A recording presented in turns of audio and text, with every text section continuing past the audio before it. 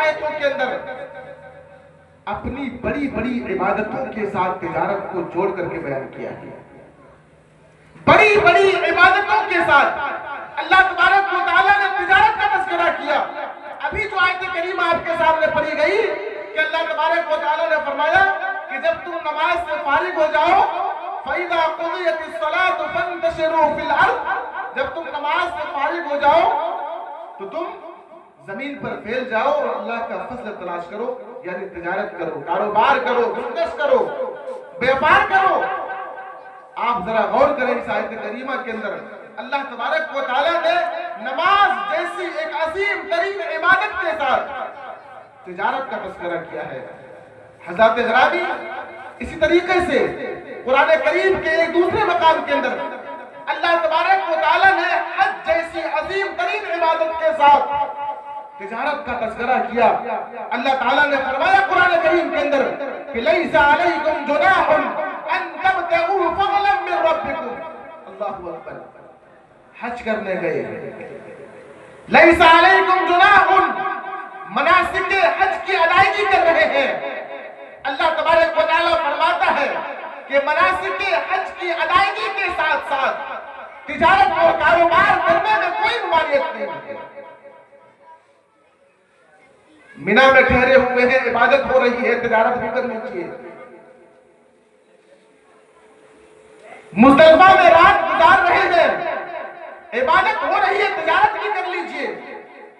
عرفہ میں وقوف کیے ہوئے ہیں، عبادت ہو رہی ہے، تجارت بھی کر سکتے ہیں، کوئی ممانعت نہیں. اور زمانے قدیم میں جب دور دراز سے حجاج مکہ اور مدینہ آیا کرتے تھے تو اپنے علاقے کی فیمس چیزوں کو لے کر کے آیا کرتے تھے. مثال کے طور پر اگر ہندوستان کے علی گڑھ سے کوئی حاجی حج کرنے جاتا تھا تو اپنے ساتھ علی گڑھ کے تالے لے کر کے چلے گئے. کانپور کا کوئی حاجی حج کرنے گیا تو کانپور سے اپنے ساتھ کانپور کی جوتیاں لے کر کے چلے گئے.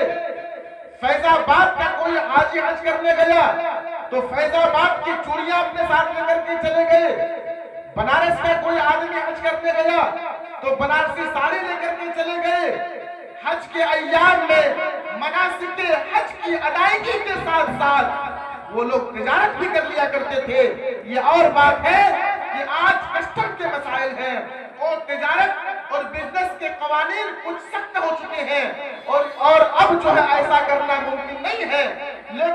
لیکن جب یہ ممکن تھا تب مسلمان جو ہے حج کے ادائیگی کے ساتھ ساتھ مناسک حج کی ادائیگی کے ساتھ ساتھ تجارت اور کاروبار بھی کر لیا کرتے تھے. تو اللہ تبارک و تعالیٰ نے فرمایا کہ لَيْسَ عَلَيْكُمْ جُنَاحٌ أَن تَبْتَغُوا فَضْلًا مِّن رَّبِّكُمْ. اس میں کوئی حرج نہیں ہے کہ حاجی مناسک حج کی ادائیگی کے ساتھ ساتھ بزنس اور تجارت کرے. اللہ اکبر. حضرات گرامی، ذرا آپ تصور کریں کہ اللہ تبارک و تعالیٰ نے حج جیسی عظیم ترین عبادت کے ساتھ تجارت کا تذکرہ کیا ہے.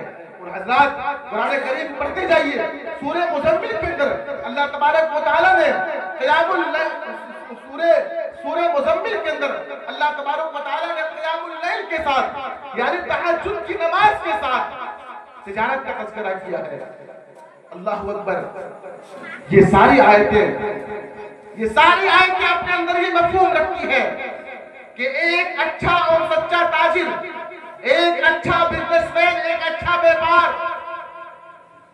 جو تجارت کرتا ہے دنیاوی منفعت کمانے کے لیے، اگر یہ تجار، یہ بزنس مین، یہ بیوپار اگر ایمانداری اور سچائی کے ساتھ اگر تجارت کرے تو ایسا تاجر اس مقام کو پا سکتا ہے، اس مقام اور مرتبے کو پا سکتا ہے جس مقام اور مرتبے کو ایک تہجد گزار پاتا ہے، جس مقام اور مرتبے کو ایک نفلی صدقہ و خیرات کرنے والا پاتا ہے، جس مقام اور مرتبے کو ایک نفلی روزے رکھنے والا پاتا ہے. ایک اچھا تاجر، ایک سچا اور ایماندار تاجر اگر صحیح معنوں میں اسلامی تعلیمات کو ملحوظ خاطر رکھتے ہوئے، اسلامی قوانین اور اس اسلامی ضوابط پر عمل کرتے ہوئے جو تجارت اور کاروبار کرے، اللہ تبارک و تعالیٰ ان آیتوں کے ذریعے انہیں یہ پیغام دے رہا ہے کہ تم بھی ان مقام اور مرتبے को पा सकते हो, जिन मकाम और मर्तबे को पाने के लिए एक आदमी रात में उठ करके नमाज पढ़ता है, एक आदमी सदका और खैरात करता है, एक आदमी नफली रोजे रखता है। अल्लाहू अकबर। हजरत गिरामी जरा गौर करें कि इस्लाम के अंदर तिजारत, जहां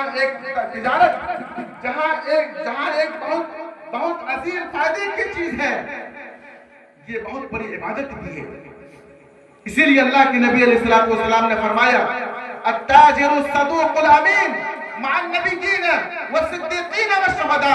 अल्लाह के नबी सल्लल्लाहु अलैहि वसल्लम फरमाते हैं कि एक सच्चा और ईमानदार ताजिर कल क़यामत के दिन नबियों के साथ होंगे, नबियों के साथ होंगे, नबियों की मायत उन्हें हासिल होगी, शुहदा के साथ होंगे और अल्लाह के नेक बंदों के साथ होंगे।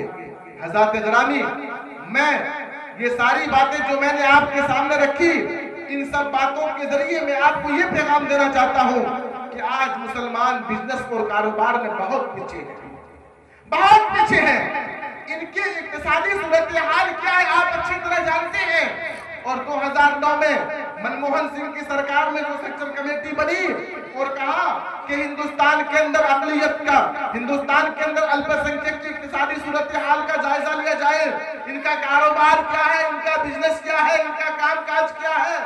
एक कमेटी तश्कील दी गई और उन कमेटियों ने जब जायजा लिया तो पता चला कि हिंदुस्तान के अंदर ये मुसलमान बीड़ी बनाता है, हिंदुस्तान के अंदर ये मुसलमान ऑटो चलाता है, हिंदुस्तान के ये मुसलमान भालू और बंदर नचाता है, हिंदुस्तान के ये मुसलमान प्लेट धोता है, हिंदुस्तान का ये मुसलमान दूसरों की गुलामी करता है। हज़रत गिरामी, माज़ी तारीख को पढ़िए। माज़ी कदीम में मुसलमानों की तिजारत अरूज पर थी। अल्लाहु अकबर। हज़रत उस्मान गनी रज़ी अल्लाहु ताला अन्हु, हज़रत अब्दुर्रहमान इब्न औफ रज़ी अल्लाहु ताला अन्हु, हज़रत साद बिन रबी रज़ी अल्लाहु ताला अन्हु,